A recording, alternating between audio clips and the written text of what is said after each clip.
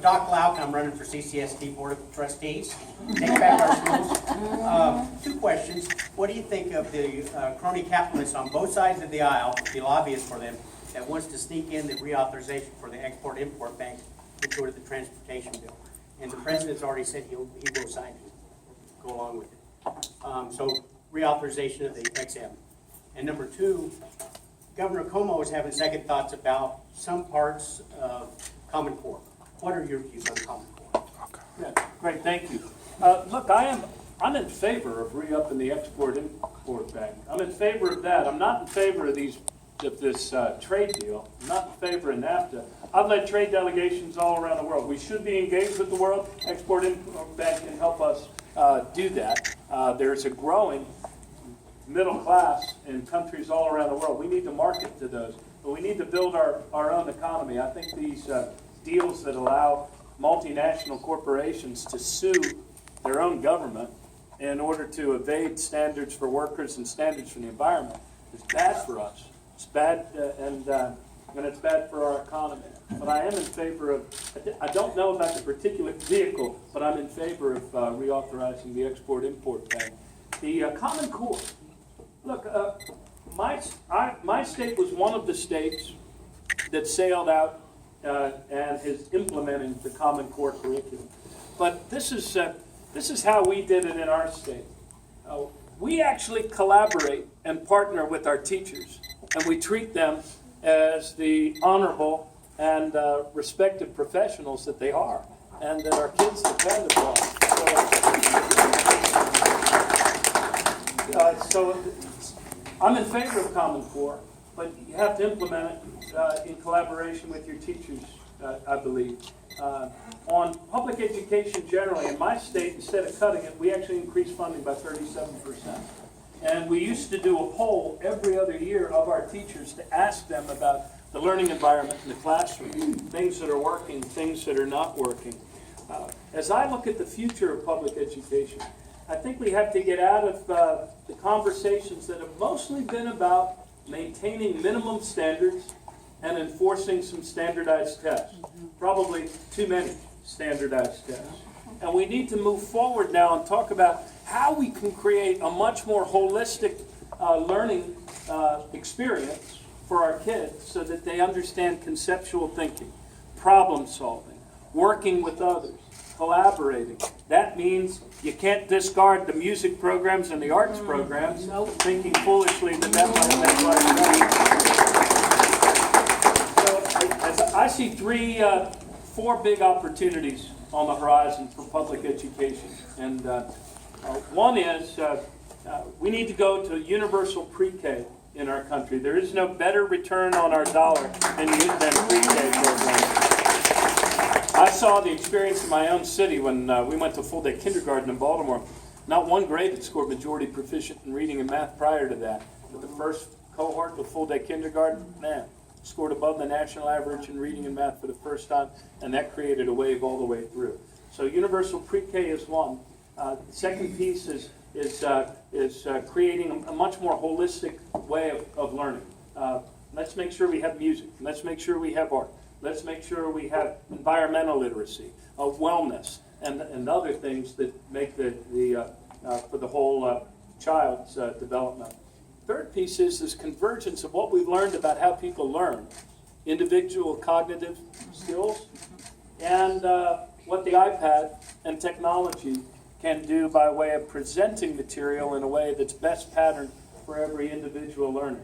That's an exciting movement, and we're just at the cusp of it.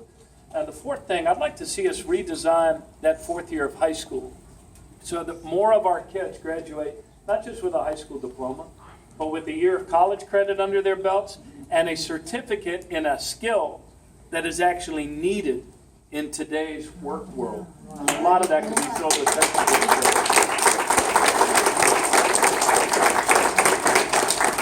Good questions. Yes, Moms Demand Action. Yeah, I'm Teresa Crawford, retired nurse, volunteer with the Nevada chapter of Moms Demand Action for Guns Free America.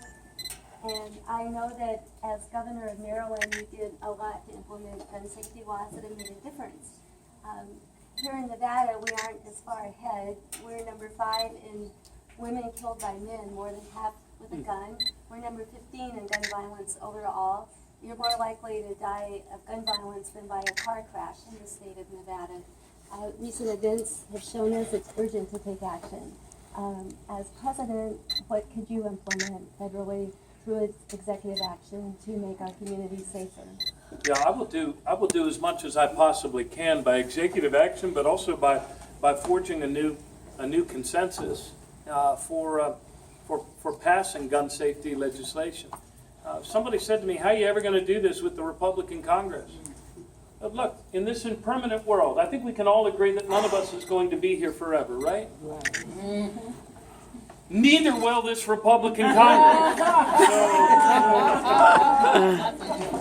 So we vote for a new Congress every 2 years. Let's not accept our fate passively that somehow we're saddled with this unrepresentative House of Representatives. We need to act like a party. We need to engage in this conversation. We are the only developed nation on this planet that has this sickness and this tragedy of the numbers of people that die from gun violence. I think I heard the president say the other day on the news that since the attacks of September 11th, 3,800 Americans have died from terror attacks at home and abroad. But over 406,000 have died from gun violence in our country. So the other day I called on all of our candidates running for president and for the Democratic Party's nomination for president to at least let us forge a consensus together. Secretary Clinton, Senator Sanders, and the other candidates, let's all agree that at least we should be for common sense background checks with fingerprints. Yes. A ban on assault weapons, combat weapons. We should insist that our federal government, the largest purchaser, by the way, of manufactured guns in the United States, we should insist that our federal government insist on the things like the micro stamping and also the serial numbers that can't be erased. And the fourth thing is that we should make trafficking in guns, illegal trafficking in guns, a federal felony and let our law enforcement go after those that engage in that activity. There's so many other things. I mean, we passed some common sense things in Maryland as well that it allowed us to take guns out of the hands of domestic violence abusers and those situations. And I'm very mindful of how many women are killed by guns in domestic violence situations. So those are the things that I hope we will be able to talk about when we have our debates on the 13th.